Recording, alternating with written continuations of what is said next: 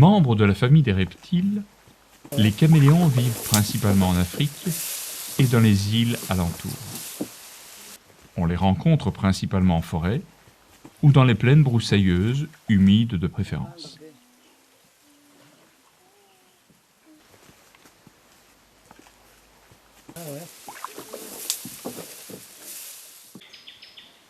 C'est à Madagascar que j'ai approché ce curieux petit animal.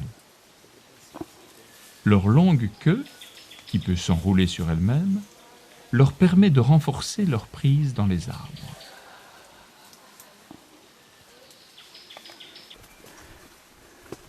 Les doigts des pattes forment une pince qui agrippe solidement les branches lors des déplacements.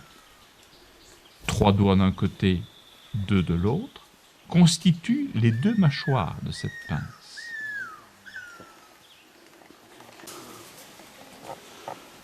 Les caméléons sont souvent dotés de casques et de crêtes. Ces téguments sont plus ou moins développés selon l'espèce. Et certains présentent sur la tête des grandes cornes pouvant atteindre 3 cm. Les plus petites espèces font moins de 10 cm et les plus grandes atteignent 70 cm queue comprise.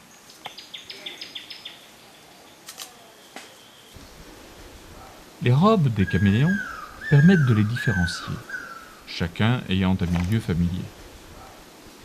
Les caméléons nains, plutôt terrestres, ont généralement une robe marron, alors que les espèces arboricoles se parent plus souvent de vert, de jaune et de bleu.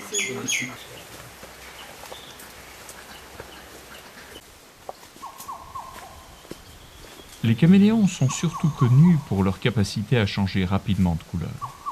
Ils doivent cette faculté à la présence de chromatophores, cellules de peau dotées de pigments colorés. Il s'agit non seulement d'une méthode de camouflage, mais aussi d'un mécanisme instinctif de communication. Par ces variations de couleurs, les caméléons font part de leur état à leurs congénères. Stress, parade nuptiale, gestation, maladie, température, soumission. Les yeux des caméléons sont proéminents et animés de mouvements indépendants. Ce dispositif permet aux animaux de surveiller tous les côtés à la fois. En convergeant sur leur cible, ces yeux étonnants leur assurent une vision d'une rare précision. Par contre, étant dépourvus de bâtonnets, ils ne sont guère efficaces dans le noir. Pour chasser les insectes dont ils sont friands, les caméléons utilisent leur langue proactile.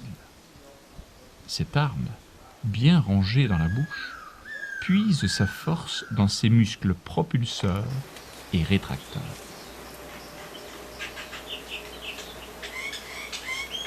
C'est avec une rare précision qu'il projette sa langue sur ses proies et les ramène grâce au mucus gluant qui garnit son extrémité. Selon les espèces, cette langue peut atteindre la longueur de l'animal et être projetée à plus de 20 km/h.